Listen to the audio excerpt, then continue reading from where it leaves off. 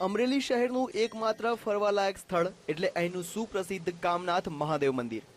આ મંદિરની બિલકુલ નજીક કામનાથ સરોવર આવેલું છે। એક સમયે આ સરોવરની સુંદરતાની ચર્ચા જિલ્લાભરમાં થતી, પરંતુ છેલ્લા કેટલાક સમયથી આ સરોવરની સુંદરતાને ગાંડીવેલનું ગ્રહણ લાગ્યું છે। કામનાથ સરોવરની આ સ્થિતિ પર પાલિકા તંત્રનું ધ્યાન દોરવા માટે ગત 3 ફેબ્રુઆરીના રોજ આ સમસ્યા અંગે વીટીવી પર એક અહેવાલ પ્રસારિત કરવામાં આવ્યો હતો। ત્યારબાદ અમરેલી નગરપાલિકાનું તંત્ર સફાળું જાગ્યું અને કામનાથ ડેમમાં ઉગી નીકળેલી ગાંડીવેલને દૂર કરવાનું કામ પણ આરંભી દેવામાં આવ્યું છે। કામનાથ સરોવરની સફાઈ કામગીરી પર પાલિકાના પ્રમુખ પોતે અંગત ધ્યાન આપી રહ્યા છે। અમરેલી નગરપાલિકા દ્વારા 2 દિવસથી અત્યારે જે રીતે કામ શરૂ કરવામાં આવ્યું છે મેન પાવરથી, અને મેન પાવરથી જ આ દૂર થશે। આની કોઈ મશીનરી કે મેકેનિક સિસ્ટમ હજી ક્યાંય નવી ક્યાંય જોવામાં આવી નથી, પણ આપણી રીતે આગળ કરશું। અત્યારે મેન પાવરથી અમે જે રીતે દૂર કરવામાં અમે સફળતા અમને એમ લાગે છે કે અમે 100% મળશે।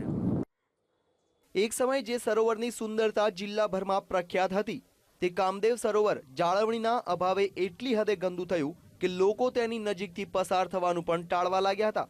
આવા સમયે વીટીવી દ્વારા પાલિકા તંત્રનો કાન આમળવામાં આવ્યો અને આજે તેનું પરિણામ અમરેલીની જનતાની નજર સમક્ષ છે।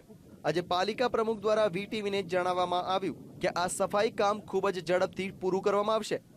સાથે સાથે તેમણે એમ પણ જણાવ્યું કે આ સફાઈ અભિયાનમાં શહેરની સ્વૈચ્છિક સંસ્થા સામેલ થાય તો કામગીરી વધારે સરળ બની શકે છે।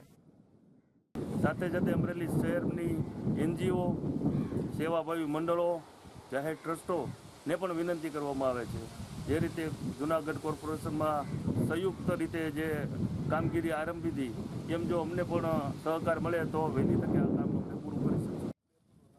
અમરેલીના કામનાથ સરોવરની સફાઈ કરવાની બાબતે બેધ્યાન બનેલ પાલિકાને વીટીવીએ કુંભકર્ણની ઊંઘમાંથી જગાડ્યું છે, પરંતુ હવે શહેરની સ્થાનિક સંસ્થાઓ પણ આ કામગીરીમાં જોડાય અને શહેરને ફરી સુંદર બનાવે તો વીટીવીની આ મુહિમ ખરા અર્થમાં રંગ લાવી ગણાશે।